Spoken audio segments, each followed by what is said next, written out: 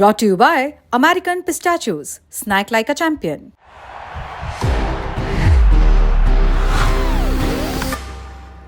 That's the power of pistachio. 5 मार्च की सुबह खबर आई कि एक्ट्रेस और आईपीएस रामचंद्र राव की बेटी रान्या राव को गिरफ्तार कर लिया गया है। गिरफ्तारी बेंगलुरु एयरपोर्ट में 3 मार्च की शाम को हुई थी। रान्या पर सोने की तस्करी का आरोप है।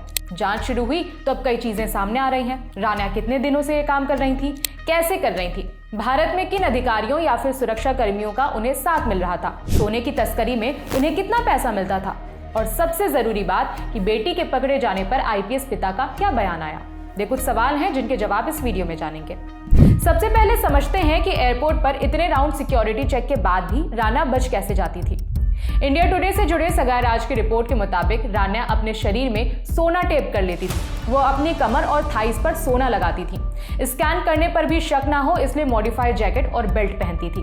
मतलब इस काम के लिए उन्होंने ऐसे कपड़े बनवा रखे थे जिसमें सोने का इस्तेमाल हुआ था।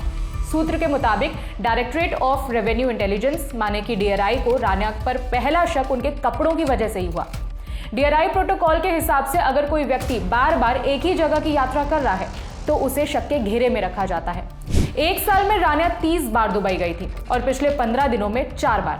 हर बार रान्या ने सेम कपड़े पहने थे। रान्या के कपड़े ही ट्रिगर पॉइंट थे। कई दिनों से डीआरआई की नजर रान्या पर थी। 3 मार्च की शाम रान्या जैसे ही दुबई से बेंगलुरु के केम्पागोड़ा इंटरनेशनल एयरपोर्ट पहुंची, उन्हें डीआरआई के अधिकारियों ने चेकिंग के लिए रोक लिया। जांच में पता चला कि एयरपोर्ट में एक पुलिस कांस्टेबल भी रान्या का साथ देता था। अधिकारी जब रान्या को पूछताछ के लिए रोक रहे थे तब भी उस पुलिस कांस्टेबल ने एक्ट्रेस को बचाने की कोशिश की थी। अधिकारियों को रोकते हुए बोला, आपको पता भी है कि ये कौन है? ये डीजीपी रामचंद्र राव की बेटी है। हालांकि टोकने के बाद भी अधिकारियों ने चेकिंग जारी रखी और रान्या पकड़ी गई। रान्या को कस्टम एक्ट 1962 के तहत गिरफ्तार किया गया है।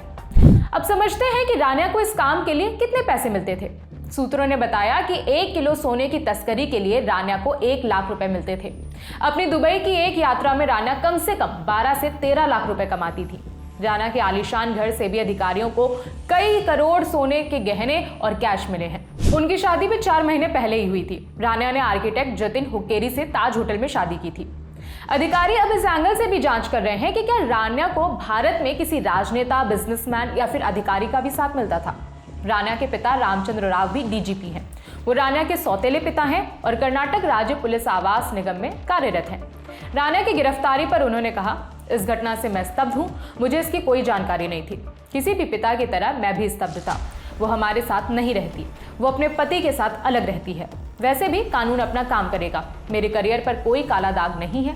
मैं इससे ज्यादा कुछ नहीं कहना चाहता। बताते चले कि जब रान्या को 14 किलो सोने के साथ गिरफ्तार किया गया था तब भी वो अपने कॉन्टैक्ट्स का जिक्र कर रही थी। फिलहाल रान्या 14 दिनों की न्यायिक हिरासत में है। मामले पर आगे जो भी अपडेट होगा हम आप तक पहुंचाएंगे। मेरा नाम है विभावरी। देखते रहिए दी ललन टॉप। शुक्रिया।